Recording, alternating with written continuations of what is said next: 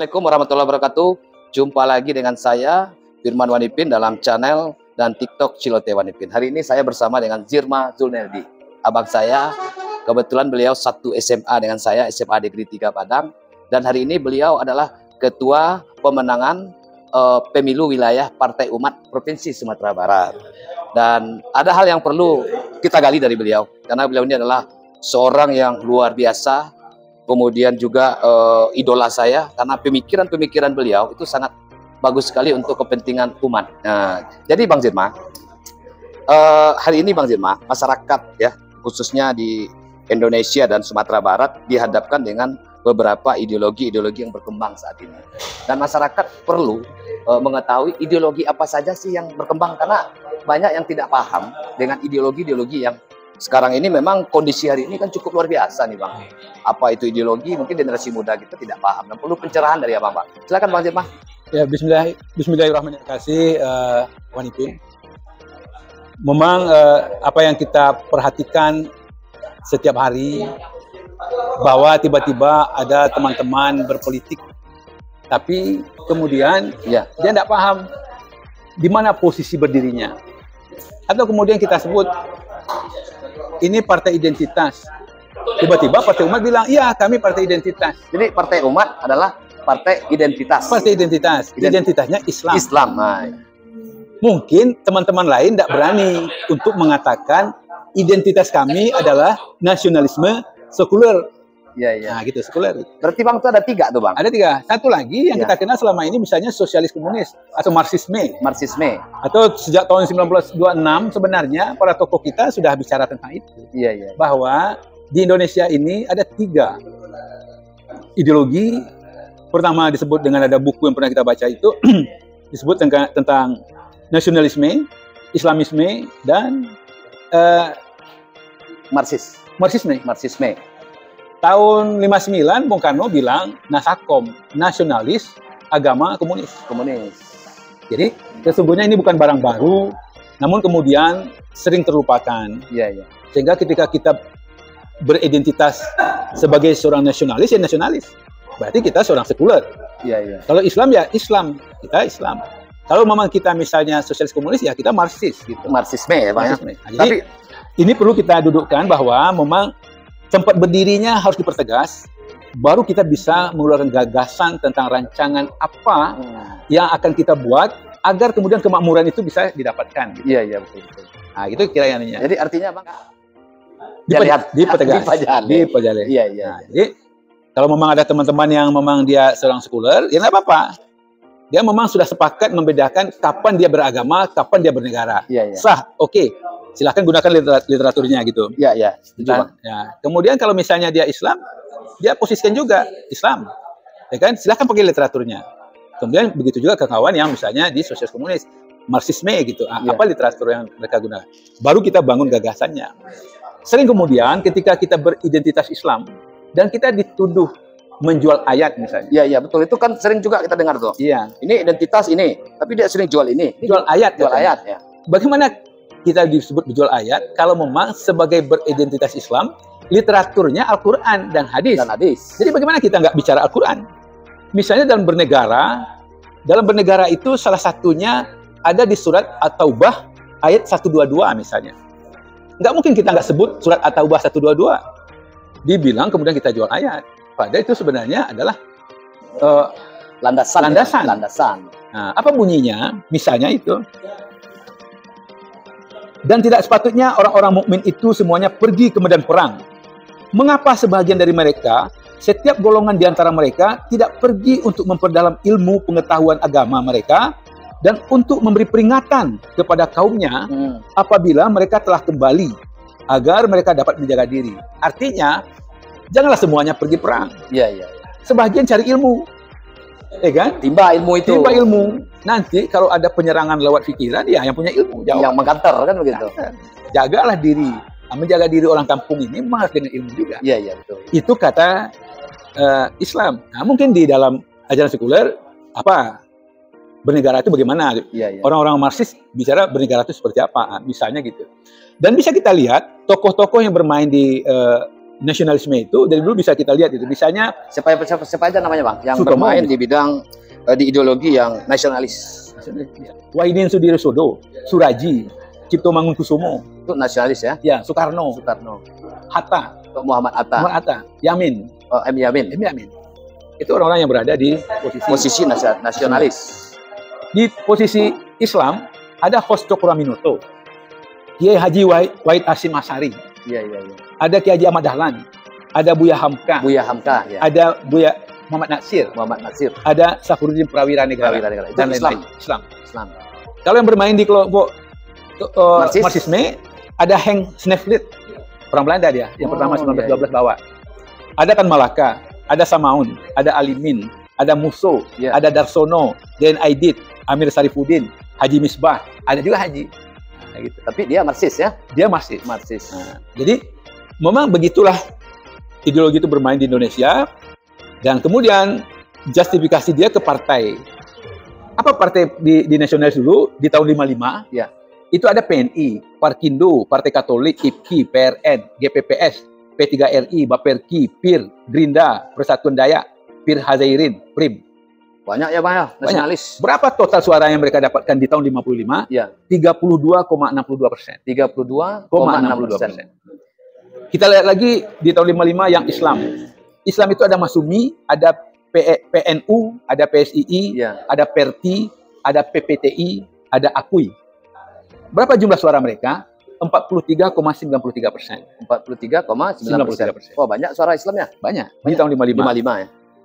Kemudian di partai yang menganut Marxis, ada PKI, ada PSI, ada Partai Buruh, ada PRI, ada Murba, Permai, PRD, Akoma. Berapa total suaranya? 23,45%. 23,45. Gitu. Artinya, paling tidak sebagai orang-orang yang mau memahami negara, dia paham tentang ideologi dan apa saja mungkin garis benang merah dari zaman dahulu sampai sekarang. Iya. Sehingga kalau kemudian dia misalnya sekarang Gerindra, Golkar, Nasdem, Demokrat, PAN, Perindo, Berkarya, Hanura, Garuda atau PKPI, nggak apa-apa. Iya. Dia harus teguh mengatakan kami adalah sekuler. Iya.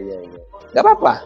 Apa salahnya? Kenapa nggak mau kemudian beridentitas itu kalau memang mengambil sikap identitasnya adalah seorang? Berarti Bang Zirma, masing-masing partai harus melihatkan identitas. Harus. Ya karena dengan identitas itu masyarakat kan paham. Mengerti. Masyarakat mau yang mana? Kan begitu. Tapi hari ini kan masih abu-abu kita lihat. Karena selalu dikatakan kita Pancasila. Iya. Tapi Pancasila bukan ideologi. Pancasila itu perekat hubungan di antara tiga kelompok tadi. Pancasila itu ketuhanan Yang Maha Esa misalnya. Itu memang agama dia. Agama. Ketika kita bicara tentang kemanusiaan yang adil dan beradab, kita bicara humanisme. Iya. Ya kan? Bicara keadilan sosial, kita bicara Marxis. Ya kan? Iya. Nah, kebetulan dalam Islam, kelima-lima sila itu ada di Al-Quran dan hadis itu. Iya, betul. Itu saja memang. Jadi memang kita membutuhkan pengetahuan-pengetahuan untuk diskusi. Artinya, apa yang kita sekarang diskusikan ini, terbuka Wanipin untuk kemudian diajak diskusi oleh kawan yang lain. Bisa saja kemudian teman-teman yang menonton nanti Wanipin bilang, oh nggak benar, nggak apa-apa. Kita buka ruang. Kalau nggak benar, kita diskusi. Kita duduk. Kita bikin juga di Ciloteh Wanipin. Ya, supaya masyarakat bisa melihat. Begitu tuh Bang Zirma. Makanya nanti kan bilang lagi, jangan jual-jual ayat. Gagasannya apa? Yuk kita bertarung gagasan. Mari. Mari kita bertarung gagasan. Ya kan? Artinya sebagai identitas Islam, ya kan, dalam rekatan Pancasila, betul. Ini gagasan kita, ya kan? Misalnya kalau dalam terminologi misalnya di Partai Umat, ada gagasan namanya Masjid Pusat Pelayanan Umat. Masjid Pusat Pelayanan Umat. Salah satunya dipastikan misalnya masjid memastikan seluruh orang yang ada di lingkungan masjid itu tidak boleh tidak makan. Masjid wajib untuk meresponnya. Karena itu ajaran dulu. Berarti pusat masjid. Masjid. Jadi kalau ada yang kelaparan, nggak makan gimana Bang? Namanya sedekah infak masjid bisa ke sana kok. Bisa itu. Jadi masjid jangan berdosalah orang-orang yang ngurus masjid. Kalau ada di sekeliling masjid nanti orang nggak makan. Dosa dia. Kira-kira begitu. Iya. Oh, menggunakan masjid untuk politik? Tidak. Ini gagasan bagaimana masjid kita gerakkan betul-betul untuk bisa melayani umat. Iya. Jangan kemudian masjid itu menjadi menara gading saja. Tidak terjawab. masjid harus mampu menjawab persoalan umat. Nah, itu misalnya. Berarti masjid betul-betul menjadi pusat kegiatan umat. Ya. Nah, apa gagasan lainnya? Kita sebut dengan namanya arus baru ekonomi umat misalnya. Bagaimana kita memastikan seluruh potensi yang ada di negari prioritasnya dikelola dan dinikmati oleh anak bangsa yang ditakdirkan hidup di negara itu. Itu dia, yang disebut arus baru ekonomi umat. Kalau kondisi hari ini Bang, gimana Bang? Dinikmati anak bangsa enggak Bang? Kita dulu, Bang. Anak bangsa yang tidak hidup dan bernafas di negara itu. Harusnya tentu misalnya kalau di Lubuk Aluang ada batu, kerikil, pasir, clay, harusnya yang mampu yang mengelola itu dan menikmati itu ya anak negari ya, Bang. Negari. Yang lain bukan orang lain ya yang hidup di situ. Bukan anak bangsa yang datang dari lain, dari luar. Kalau dia anak bangsa yang datang dari mungkin kabupaten, provinsi lain atau dari negara lain, silahkan bekerja sama. Tapi bentuk kerjasamanya tentu partnership. Izin berikan dulu ke anak negari. Syarat ketentuan berlaku. Ya. Namanya arus baru ekonomi umat. Kita berharap di 543 nagari adat se-Sumatera Barat ini berdirilah PT Perseroan Terbatas yang pemegang sahamnya Yayasan Peduli Nagari dan Koperasi Simpan Pinjam Nagari. Contoh kasus misalnya PT Lubuk Aluang Makmur, pemegang sahamnya Yayasan Peduli Lubuk Aluang dan Koperasi Barik Sapiku Lubuk Aluang. Itu contoh ya, Pak? Contoh. Jadi kalau beruntunglah PT ini, untungnya untuk yayasan 60%, untuk koperasi 40%. Tugas yayasan memastikan seluruh rumah tangga yang ada di Lubuk Aluang bisa punya keahlian. Kalau dia sudah punya keahlian, nanti tugas koperasi memberikan modal. Kalau kemudian dia sudah olah, karena dia sudah punya modal, dia olah, hasil produksinya kewajiban PT untuk beli. Jadi ada pasti ahli, ada pasti modal, ada pasti pasar. Nah, itu yang kita sebut dengan model baru, arus baru ekonomi umat. Berarti kan ekonomi umat bergerak jadinya. Bergerak dia. Bergerak. Nah, jadi Allah takdirkan ada potensi di negara itu, ya sudah, Bupati Wali Kota kasih izin aja lah ke PT Nagari itu. Karena untungnya akan digunakan oleh yayasan untuk melatih anak Nagari. Akan digunakan oleh koperasi untuk memodali usaha anak Nagari. Sehingga uang itu berputar di Nagari. Nah, kalau kemudian ada 47 Nagari adat di Padang Pariaman, misal contohnya, konsorsium 47 PT Nagari menjadi PT Padang Pariaman Makmur. Apa tugas PT Padang Pariaman Makmur? Industri. Misalnya, rumah tangga hasil kelapa. Ya kan? Ajonik punya kelapa nih. Jual ke PT Nagari. PT Nagari jual ke PT Kabupaten. Kabupaten buat pabrik namanya Koko Ajo. Koko Ajo. Karena kayak sekarang kelapa punya Ajo, tapi yang ada Koko Mas. Mas yang punya. Mas yang punya pabrik. Kokonya apa namanya? Karambinya Karambi Ajo. Kokonya Mas yang punya. Mas yang punya. Sebaiknya tentu Ajo juga punya. Tomat punya rumah tangga, kemudian jual ke PT Nagari, ya kan, dah habis jual ke PT Kabupaten, kemudian menjadi air tomat. Begitu juga air, ya kan, akan muncul nanti air produk Nagari, yang mereknya Padang Pariaman. Betul, ya kan. Nah, jadi sebenarnya ini gagasan, landasannya adalah Undang-Undang Dasar 45 Pasal 18. Kata undang-undang ini, Indonesia disusun dari daerah besar dan kecil dengan cara musyawarah, dengan tetap mengingat hak asal-usul. Di pasal 33 dikatakan bahwa segalanya milik negara, dikuasai negara untuk sebesar-besarnya kemakmuran rakyat. Nah, rakyat yang mana? Rakyat yang pasal 18. Rakyat Indonesia dong. Yang asal-usulnya. Nah, gitu. Jadi menerjemahkan pasal Undang-Undang Dasar 45 itu, ada pasal 33 yang mengatakan memang semuanya untuk rakyat. Tapi kita lihat nanti pasal 18-nya mengatakan hak asal-usul. Jadi kalau pertanyaan rakyat mana? Ya rakyat asal-usulnya di situ. Kalau potensinya memang ada di Lubuk Aluang, ya untuk anak Nagari Lubuk Aluang. Kalau posisinya di Lunang, untuk anak Nagari Lunang. Kalau posisinya di Pangkalan, itu anak Nagari Pangkalan. Itu terjemahannya menurut saya. Dan ini kita bisa perdebatkan. Jadi kalau misalnya Wanipin punya kedai kopi diskusi, kita undang beberapa orang untuk mendiskusikan, kita diskusikan. Ciloteh Wanipin namanya, Pak. Ciloteh Wanipin. Kita buat nanti. Alhamdulillah. Jadi intinya kita perdebatkan konstitusional. Kita berdebatkan berdasarkan literatur. Sehingga kemudian semua orang-orang yang menstigma Islam jual ayat, enggak. Partai Islam tidak jual ayat. Itu literatur dia, Al-Quran. Kalau bicara gagasan, yuk kita bicara gagasan. Ya, mari kita duduk. Ya, yuk kita duduk. Ya. Berceloteh kita di tempat Wanipin. Ya. Ya kan? Ciloteh kita di Ciloteh Wanipin. Ya. Kita siapkan bahan kita. Ya. Ya nggak Bang? Ya. Kita adu gagasan. Kita adu. Nah, adu gagasan. Ya, jadi artinya kita tidak membangun negeri ini dengan sentimen. Kita membangun negeri ini dengan pikiran. Iya. Dengan literatur-literatur yang jelas, kita bangun dengan pikiran, dengan gagasan-gagasan yang terukur. Sehingga memang kita nggak bicara presiden begana, gubernur begini, bupati begini. Enggak. Ya. Kita bicaranya ini RPJP-nya, ini RPJM-nya, ini kemudian sistem organisasinya, ya kan? Ya. Ini kemampuan orang yang akan menjalankannya, sehingga hasilnya seperti ini. Ya, ya. Jadi ada ukuran. Ada proses dalam pembangunan yang ujungnya sebenarnya pembangunan. Kalau pembangunan itu kita nggak suka, kita lihat apa nih penyebabnya. Apakah kemudian ini ada nggak hubungan dengan RPJP? Iya, iya. Ada nggak hubungan dengan tata ruang? Dengan rencana banyak anunya nih, Wanipin. Artinya mulai kita bicara tata ruang, kita bicara tentang rencana induk pengembang sektor, kita bicara RPJP, kita bicara RPJM, kita bicara organizing untuk menjalankan RPJM, kita bicara tentang personal yang akan melaksanakan organisasi, ya kan, sampai kepada produk. Sekarang kan enggak, kita bicara asal kita marah-marah aja, gitu. Harusnya kasih solusi, nah, artinya kita sama-sama periksa di mana masalahnya. Persoalannya, terkendalanya di mana, begitu.